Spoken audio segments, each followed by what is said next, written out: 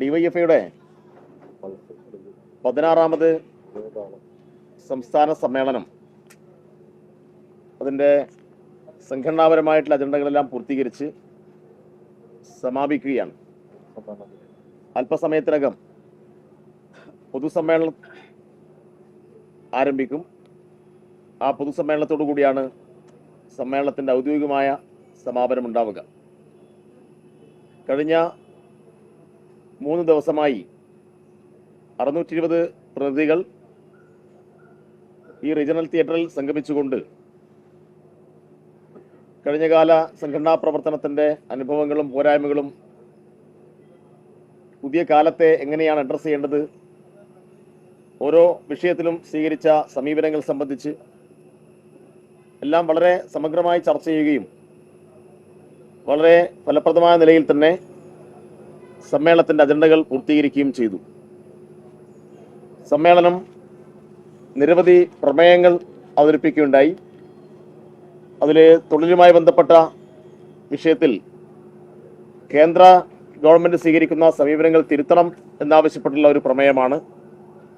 മയക്കുമരുന്ന് വ്യാപനത്തിനെതിരായിട്ടുള്ള ഒരു പ്രമേയം അവതരിപ്പിച്ചിരുന്നു.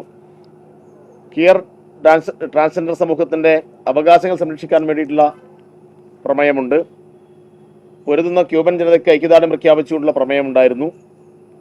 ഗുരുതരമായ പരീക്ഷാ ക്രമക്കേടുകൾ നടത്തിയ NTA പിരിച്ചുവിടുക എന്നൊരു പ്രമേയം അവതരിപ്പിച്ചു.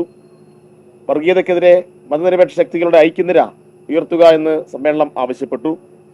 ഉന്നത വിദ്യാഭ്യാസ മേഖലയിലെ കാവ്യവൽക്കരണം ചെറുക്കുക, ജനാധിപത്യ വിദ്യാഭ്യാസം സംരക്ഷിക്കുക എന്ന പ്രമേയം അവതരിപ്പിച്ചു.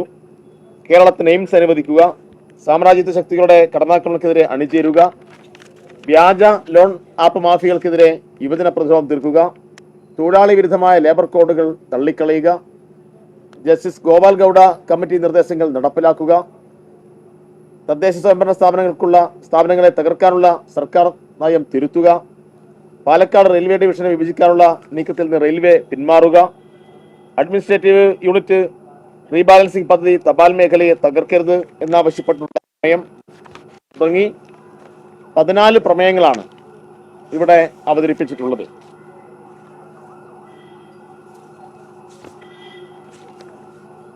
കൂടാതെ സമ്മേളനത്തിൻ്റെ പ്രധാനപ്പെട്ട അജണ്ട എന്ന നിലയിൽ അതിൻ്റെ പുതിയ കമ്മിറ്റിയുടെ തെരഞ്ഞെടുപ്പാണ്. പുതിയ 92 അംഗ കമ്മിറ്റിയെ ഈ സമ്മേളനം ഐക്യകണ്ഠേന തെരഞ്ഞെടുത്തിട്ടുണ്ട്. 92 25 അംഗ സെക്രട്ടേറിയറ്റിനെയാണ് തിരഞ്ഞെടുത്തത്. 25 അംഗ സംസ്ഥാന സെക്രട്ടേറിയറ്റിനെയും തെരഞ്ഞെടുത്തു.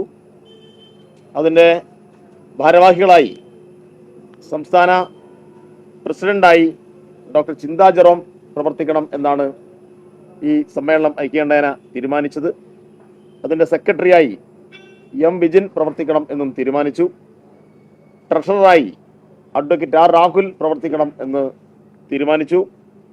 വൈസ് പ്രസിഡന്റുമാരായി R. Shyama, V. Anoop, Muhammad Afzal, Shabeer P, Nikhil Babu എന്നീ 5 പേരെയാണ് സമ്മേളനം തെരഞ്ഞെടുത്തത്. ജോയിന്റ് സെക്രട്ടറിമാരായി ഗ്രീഷ്മ അജയ് ഘോഷ്, രജീഷ് വെള്ളാട്ട്, ശ്യാം പ്രസാദ്, KM സച്ചിൻ ദേവ്, K. അനുശ്രീ എന്നീ 5 സഖാക്കൾ ജോയിന്റ് സെക്രട്ടറിമാരായും തെരഞ്ഞെടുക്കപ്പെട്ടു. സമ്മേളനത്തിൻ്റെ ഭാവി പ്രവർത്തനങ്ങൾ സംബന്ധിച്ച് പുതിയ സെക്രട്ടറിയും പ്രസിഡന്റും വിശദീകരിക്കും. സമ്മേളനം വളരെ പോസിറ്റീവായിട്ടുള്ളൊരു ഊർജ്ജമാണ് നമ്മുടെ സംഘടനക്ക് നൽകിയിട്ടുള്ളത്. ധാരാളം പുതിയ ചിന്തകൾ, പുതിയ ആലോചനകൾ, പുതിയ പദ്ധതികൾ, പുതിയ നിർദ്ദേശങ്ങളെല്ലാം സമ്മേളനത്തിൽ ഉരുത്തിരിഞ്ഞു വന്നു. പുതിയ കാലത്തെ എങ്ങനെയാണ് ലക്ഷണമൊത്തൊരു യുവജന പ്രസ്ഥാനം അഡ്രസ്സ് ചെയ്യുക എന്നത് സംബന്ധിച്ച് കൃത്യമായൊരു ഭാവി പരിപാടി തയ്യാറാക്കിയിട്ടുണ്ട്. അതിനടിസ്ഥാനപ്പെടുത്തി കേരളത്തിലെ DYFI കൂടുതൽ കരുത്തോടുകൂടി കൂടുതൽ ആളുകളിലേക്ക് ഇറങ്ങാൻ ആവശ്യമായിട്ടുള്ള നിരവധി പ്രവർത്തന പദ്ധതികളുമായി മുന്നോട്ട് പോകും. ഈ 16ാമത് സംസ്ഥാന സമ്മേളനം DYFIയുടെ ചരിത്രത്തിൽ നിർണായകമായ ഒരു സ്ഥാനം രേഖപ്പെടുത്തിക്കൊണ്ടാണ് കഴിയാൻ വേണ്ടി പോകുന്നത്.